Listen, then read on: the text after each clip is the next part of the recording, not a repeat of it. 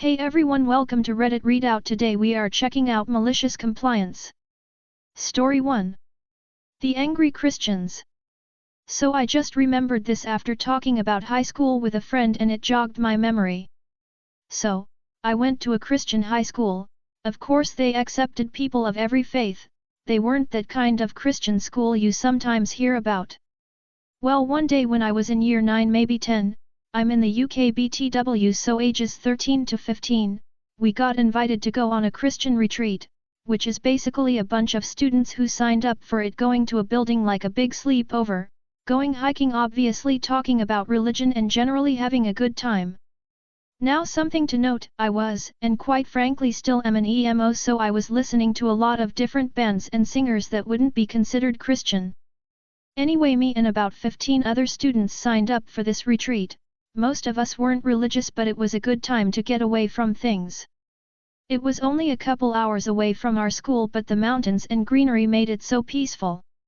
Well, on the first day there we got asked to come into the hall, introduce ourselves and talk about what was going on.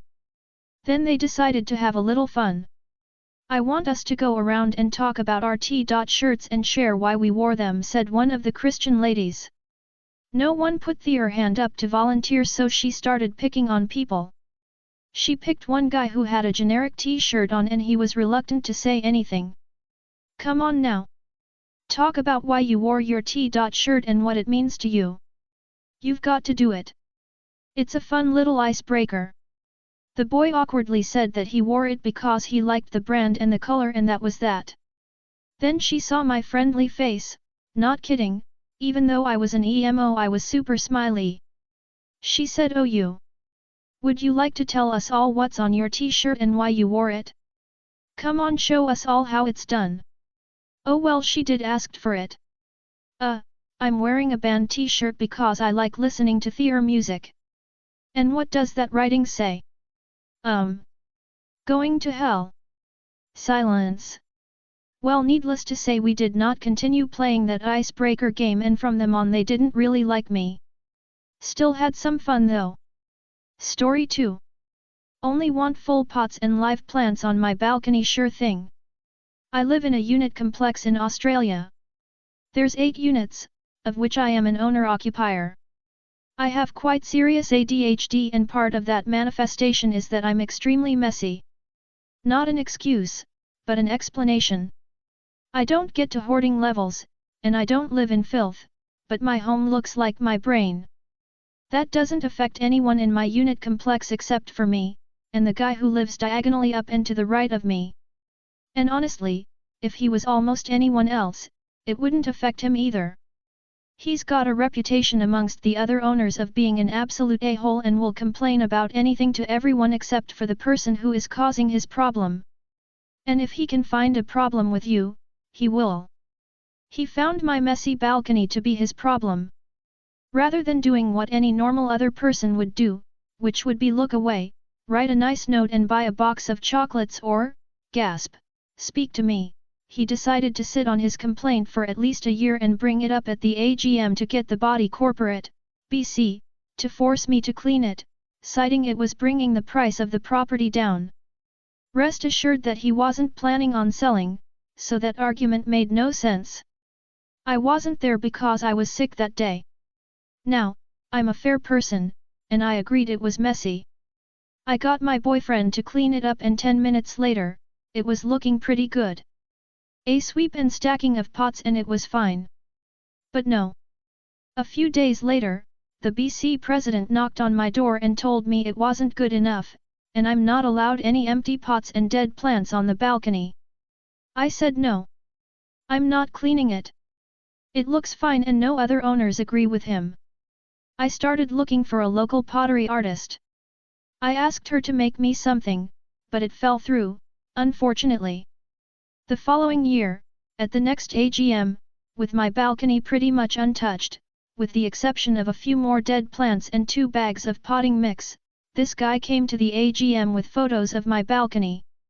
He started saying it was a fire hazard because there was a box 3 inches from the air conditioning unit, a paper bag next to it, and fertilizer in the sun. I pointed out that the bag was potting mix, but he said, and I quote, "Of course you'd say that." Yeah, of course I'd say that, because it's the fucking truth. His logic was it is Osmocote branded, and they produce fertilizer, and only fertilizer and nothing else. Friends, I suggest you Google Osmocote potting mix, and you will see a bright orange bag that looked suspiciously like the bag in the photo. Absolutely nobody believed him, because we've all been to Bunnings before. After us yelling at each other for a good 10 minutes, he demanded that the body corporate bring in a chemical engineer to come to my place to assess it for fire hazards. Unanimous no. So, again, I didn't clean my balcony and I contacted the pottery artist I befriended last year. A few weeks ago I finally got my mushroom-shaped pot, and I just had enough time today to put plants in it today. Of course, while I was doing that, I did a clean-up, threw a few things out and set up my storage box.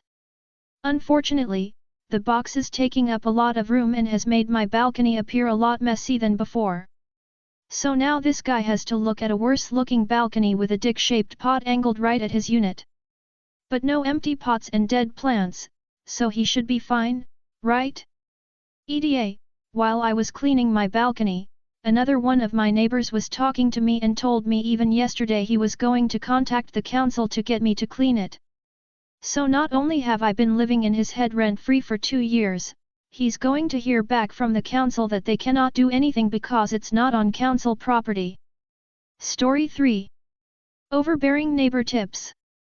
Alright, so I'll start off with admitting that I haven't made time to mow my lawn as much as I should.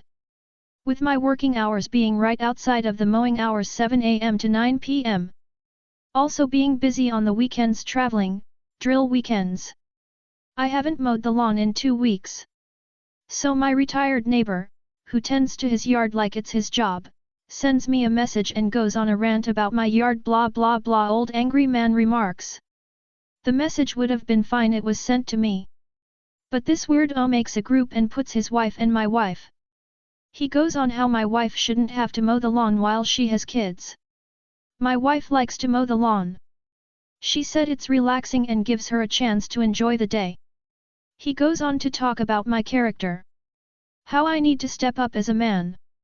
I was ready to respond and not only match his level of energy but surpass it.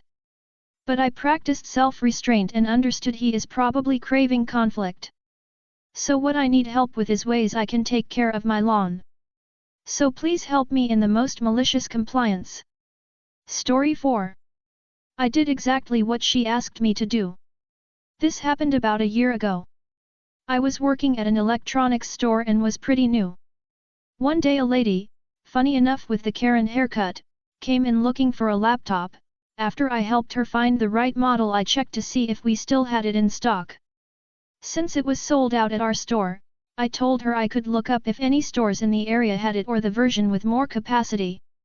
Sadly only a store in a different city, 2h away, had it. While I was looking up possible locations for the other version, I told her that only the store in the other city had that specific model but I was checking for the version with more GB. She was furious and in an ironic tone yelled, "Sure 2h is nothing for a fucking laptop, why don't you just look up the store furthest away from here and maybe on the way back I can take a reroute for an extra hour or 2 so I can get a laptop cover." I guess it's pretty obvious what I did next. I am sorry to say the lady did not find it very amusing and left as soon as I said the name of the city furthest away that still had both versions in stock. TLDR, angry customer tells me to waste their time and I do so. Story 5. We have to use weed killer on our lawn fine. We've lived in this neighborhood for 15 years now, and the HOA board, like many, is mostly made up of the grouchy old people who have too much time on their hands. Sometimes it's fine for a while and then someone new takes over and has some vendetta to pursue. I guess we were due for the pendulum to swing. Our front yard has a few big trees and is thus entirely in the shade. We've tried to plant grass seed a few times but there's just not enough sun for grass to thrive, so it's mostly low ground cover, no idea what kind, but it's green and we keep it mowed. For 13 years this was fine. Then last year, we got a nasty gram from the HOA, we had weeds. According to the bylaws, we needed to prove we were using chemical lawn treatments to kill anything that's not grass. Crucially, the rules don't require us to hire a weed control company, although that's what they expected, we just had to provide proof in the form of a receipt for money spent. My lovely, petty spouse went on Amazon and ordered a $6 spray bottle of the most woo-woo new age homeopathic weed killer she could find. I think the main ingredient was lavender oil. We dutifully spritzed the yard a few times, sent an action shot and a copy of the digital receipt, and thanked them for their concern. The lavender oil, shockingly, did nothing. We didn't actually have to kill the weeds, though, just try. We've heard nothing from the hyacinths and the front yard still has almost no grass. Story 6. My boyfriend's loophole to me asking him to compliment me more. My boyfriend and I have been going through a rough patch. I asked him months ago if he could compliment me a little bit more because it makes me happy, so now he says hello beautiful every day when he comes home. In the same voice that he uses to greet the cat. He even looks at the cat while saying it. I'm pretty sure he's talking to the cat at this point LMAO. And if I bring it up again?